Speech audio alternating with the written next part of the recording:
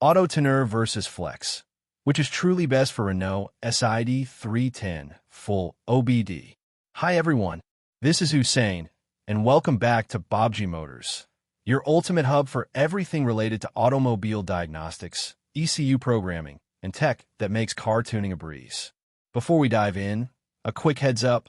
This video is purely for educational and informational purposes.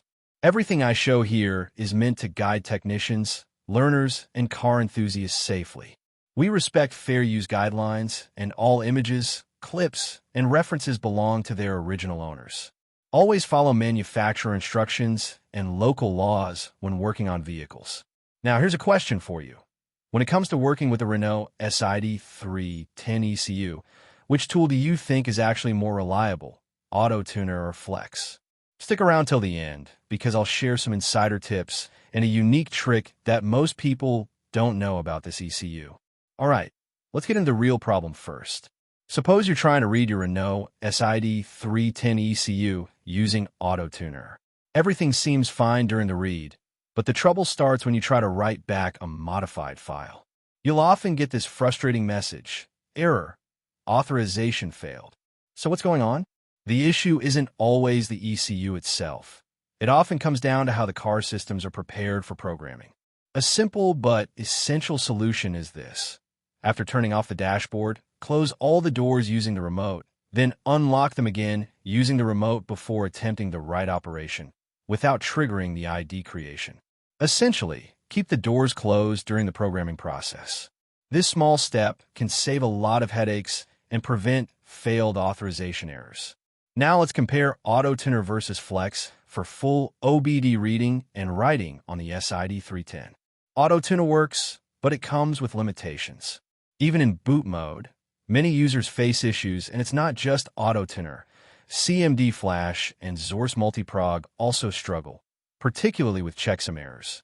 These minor but critical issues can prevent a successful write, making the tool less reliable for full OBD operations. Here's where Flex shines. Flex offers a complete OBD protocol, meaning you can access the ECU password, internal EEPROM, and internal flash memory. This makes the process smoother and much more reliable. Some additional tips for using Flex. Make sure you have a stable internet connection. Use Flex V2. Ensure the car's temperature is below 30 degrees Celsius, and pay attention to the power supply. Too low voltage during a Flex patch could potentially damage your ECU. Another important point, for SID310, bench mode is usually not an option. The ECU only allows operations in boot mode or full OBD mode. While some people report success using full OBD with either tool, there's always a small risk the ECU could get bricked during a patch. If you ever encounter interruptions while writing with Flex, don't panic. Flex's support is excellent. They can guide you or help you restore the ECU using a boot mode read first if you attempted full OBD. In short, the best workflow recommended by many experienced technicians is read the ECU via OBD, then write in boot mode. This combination provides the safest path, minimizes risk, and ensures you get full access to all the necessary data without running into authorization or checksum errors. So, whether you're a beginner or an experienced tuner, understanding these nuances can save you a lot of trial and error, and even protect a costly ECU from damage. So, what's the final answer to our opening question? Between Autotuner and Flex for Renault SID310, Flex is the more reliable choice for full OBD reading and writing. In my opinion, its full protocol support, excellent support, and higher success rate make it the go-to tool for serious technicians. Now I want to hear from you. Have you ever used Autotuner or Flex on a SID310 ECU? Did you face any errors, or did it go smoothly? Drop your experiences in the comments. I'd love to read them. Here's a fun fact. Did you know that even small voltage fluctuations during ECU patching can permanently damage some ECUs? That's why a stable power supply is just as crucial as the right tool.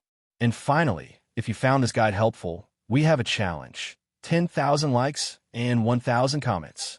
Hype this video, leave your questions or thoughts, hit that subscribe button, and stay tuned for more in-depth tutorials that keep you ahead in the world of car diagnostics.